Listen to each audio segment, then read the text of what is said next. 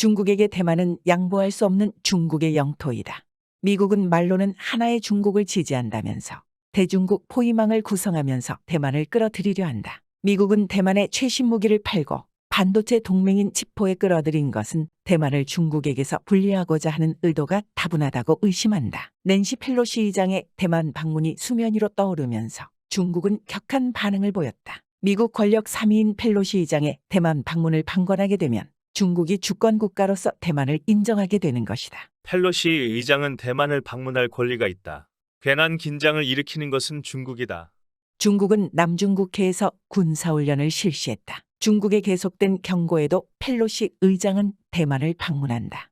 불장난하면 반드시 불에 타 죽는다. 시 주석은 장기 집권이 시작될 가을 당대회를 앞두고 이 문제만큼은 절대 밀릴 수 없다. 불장난 소리를 들으며 중국의 압박에 굴복했다는 소리를 들었다가는 미국도 중간 선거에 이득이 없다. 중국이 타이완에 대한 무력 통일을 준비하면서 타이완의 민주주의가 위협받고 있습니다. 하나의 중국 원칙을 지지하는 것과 민주주의를 보호하는 것은 별개입니다. 미국은 왜 하나의 중국이라는 원칙을 지지하면서 대만에 대한 중국의 흡수를 견제하는 걸까? 1960년대 후반의 소련과 미국은 군사적으로 대등한 관계를 이룬다. 당시 베트남전으로 막대한 국력을 소모한 미국은 대소련 견제를 위해 중국과 손잡을 계획을 세운다. 중국과 소련은 군사 충돌까지 일어날 정도로 사이가 좋지 않았다. 1971년 나고야에서 열린 탁구대회 일명 핑퐁 외교로 물꼬를 틀고 1972년 미국 닉슨 대통령이 베이징을 깜짝 방문한다. 이후 지속적인 교류를 가지게 되고 1979년 중국과 드디어 수교를 맺는다.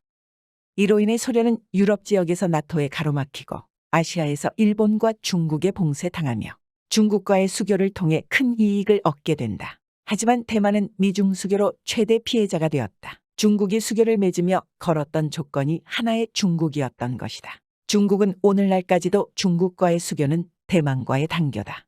우리나라도 1992년 대만과 단교하고 중국과 수교를 맺었다. 국제적으로 대만을 고립시키려는 중국의 계획은 그렇게 오래전부터 진행되어 왔다.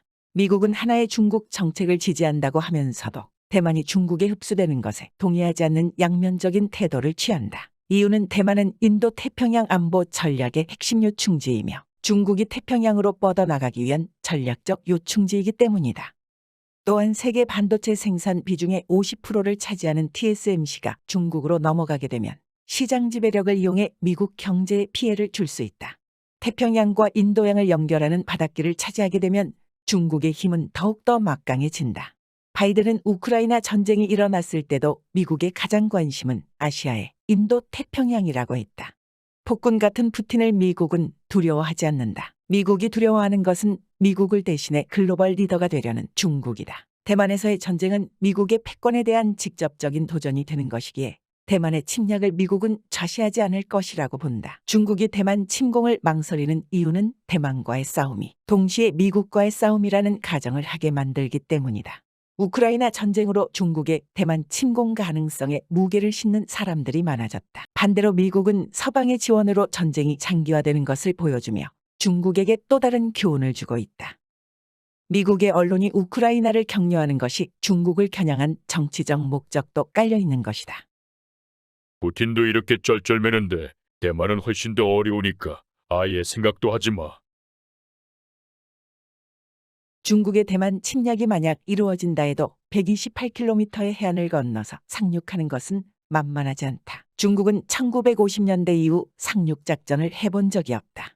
미국은 중국에 대한 방어를 위해 쿼드 국가들이 나서게 될 것이고 막강한 미군의 해군과 공군이 몰려오게 된다. 시간이 지나면 미국의 동맹국인 유럽도 움직이게 된다. 중국의 대만 침략은 우크라이나 사태보다 중국에 훨씬 불리하다. 그래서 중국의 대만 침략은 현재로서는 매우 낮다. 하지만 중국을 자극하는 낸시 펠로시 의장의 대만 방문은 중국의 군사 수위를 한층 더 올리게 되고 대만에 대한 무역 제재를 더 가속화시키는 결과를 낳게 된다.